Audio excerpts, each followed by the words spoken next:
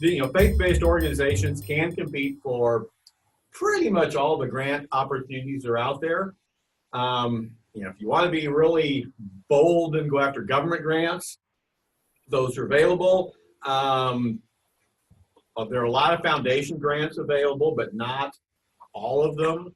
I think I did a search, and I've got several grant databases I look at, and the one I use the most probably has 6,000 or 7,000 foundation listings in it. When you search for Christian, it only comes up to 230 that has that word in their description. And Jewish has 277, Islam or Muslim has 17. So the pool of available foundations that actually will fund Christian things is kind of small. And in this area, it's even smaller. But that being said, or no, we'll do a quick step back. Some of the ones that are probably good options for depending on what you want to do. The Lilly Endowment is a national foundation. They do a lot of Christian-based grants. I think one of their big programs is there's their National Clergy Renewal Program, and in that program basically will pay to send your pastor on a sabbatical. And you have to have a program, they have to do some study and research, and they'll have to report on what they do. Basically, what Lilly does is pay the person's salary, so you can bring in either guest preachers or a temporary preacher and pay them. Calvin Institute, they do a lot of worship-based grants. So if you want to do some studying on different worship-related things, I think they're one. And again, I helped Gary Duncan, I think he's still at St. Andrew, do one. He's the one who does, I think he still does all the nice colorful draping and the decorations at the General Assembly. That's it, yeah.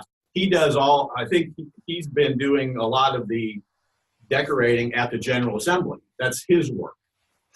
And he got a grant to study how that impacts, how the environment within the sanctuary impacts worship and things like that. And so that was a Calvin Institute.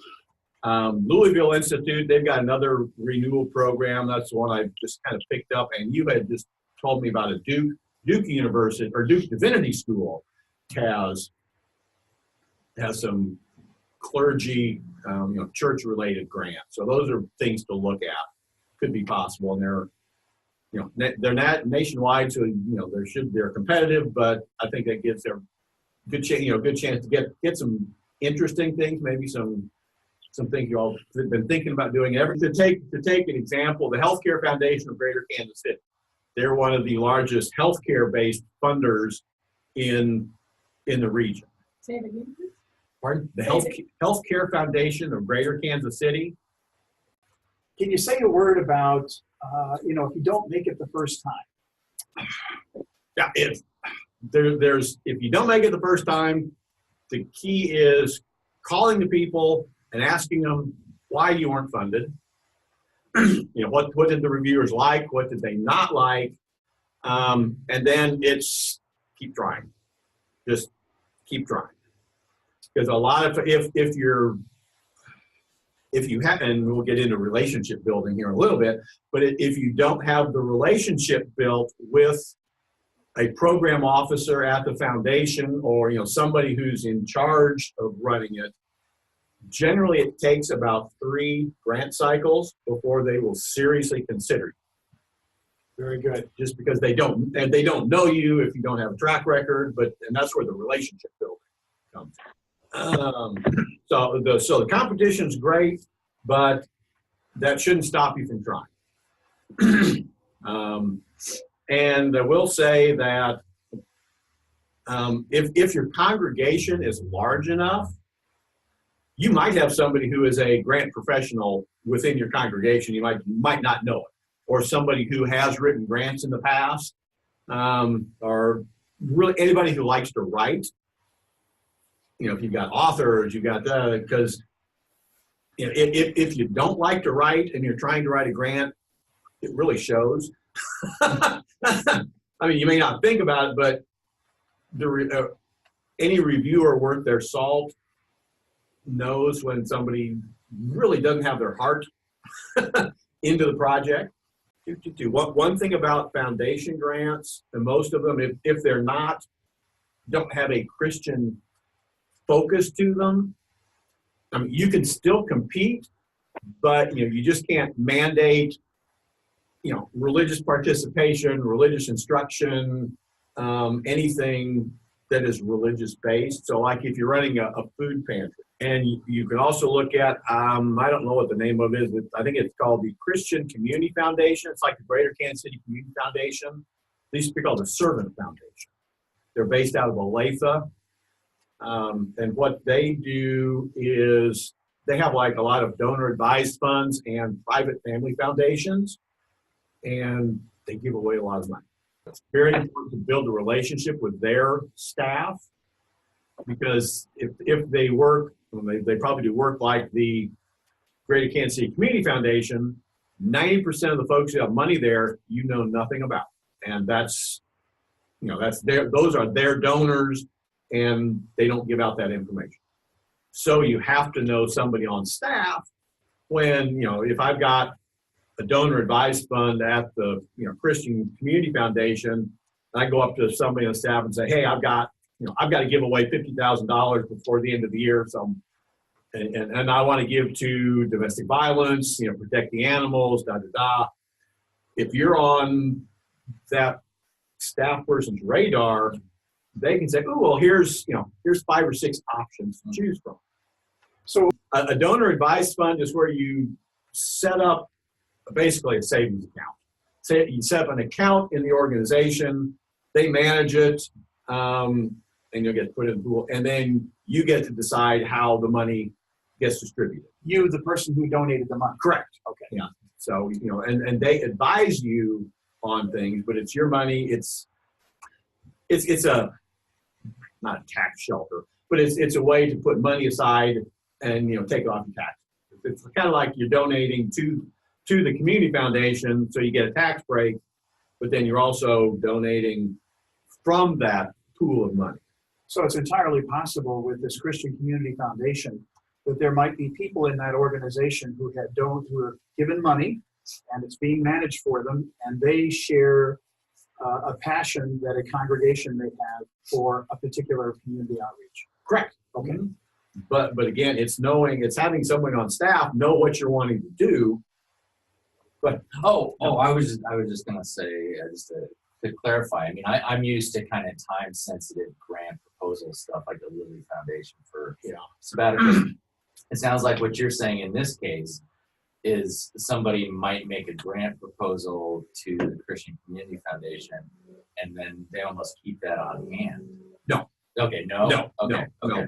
For stuff like the Christian Community Foundation, they might have some grant programs, because the Greater Kansas City Community Foundation does have a certain amount of money that they give away, but 90% of their money is other people's money. Sure. There's no formal application process. It's, you either know, like, you know, if I've got the money there and you know me, or, you know, I know you, and go, ooh, I really want to fund your, you know, children's outreach program, da da da, then I'll talk to you and then I'll write you a check. Okay. So, and some of them might, but most of them do not have formal grant processes. That's why you need to know the people on staff. Okay. And that's kind of gets down to that last in this first section. It's all about the relationship. If you've been in fundraising at all, you know, fundraising is about relationship building. And it starts, and it's like work. Fundraising is a marathon. It's not a sprint. If you want money, ask for advice. If you want advice, ask for money. So yeah, it's I mean, I've been in nonprofit fundraising for 12 plus years, and it's all about the relationship. So, okay, what is grant writing? Basically, it's storytelling. Grant writing is storytelling. It's a learned skill. You know, anybody can write a grant proposal. It just takes practice. And most of the people in the field, you don't go to school to learn how to write grants. I mean, I think they're starting, Indiana University, I think, is starting to do, they've got anybody that's got a nonprofit fundraising program, they're starting to teach grant writing. And I think pretty soon, you will be able to get a degree in grant writing, I would imagine, or a degree in nonprofit fundraising with an emphasis on grant writing. So that's coming. But when I was going through school, you take English, you learn how to write. And that's the biggest piece right there, is learning how to write. There are places that you can take classes. I think UMKC does some classes on that. They're one that has a whole nonprofit fundraising program. Rockers might. There's a lot of online stuff for free. You can Google grant writing. How do I write a grant? And it will take you to some good websites that will go through the steps. And I'll be going through some of the steps, some of the pieces of the grant, of what a grant entails here a little bit later on. I'd just like to throw out that the region has a subscription to Grant Station, which also has some free online resources. So That's one that I use a lot. Okay. So. Another good one is called the Foundation Directory Online. That's really expensive, but at the main branch of the Johnson County Library, you can access it for free. At the downtown branch of the Kansas City, Missouri Library, you can access it for free. Those are the only two branches that have that available. We call grant writing technical creative writing, because you have to have the nuts and bolts, the data, but you also want to tug at people's heartstrings.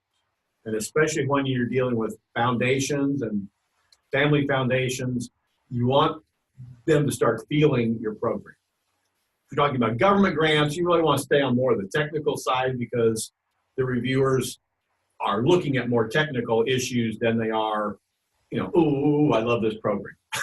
okay, so if I'm hearing you right, then so if I do a grant proposal, probably what the reviewer is not looking for is pages and pages of how hard we've worked and our long, sad story of how we've gotten from here to there, and more about the lives that are being changed or the communities that are being impacted? Correct. Okay. Yes, yeah. It's fine to say, this is what we've done, but this is what we want to do now. And this is how it's going to affect the pool, the low income, the uninsured, the underserved. And, writing, you just need a working knowledge of grammar, spelling, vocabulary, things like that.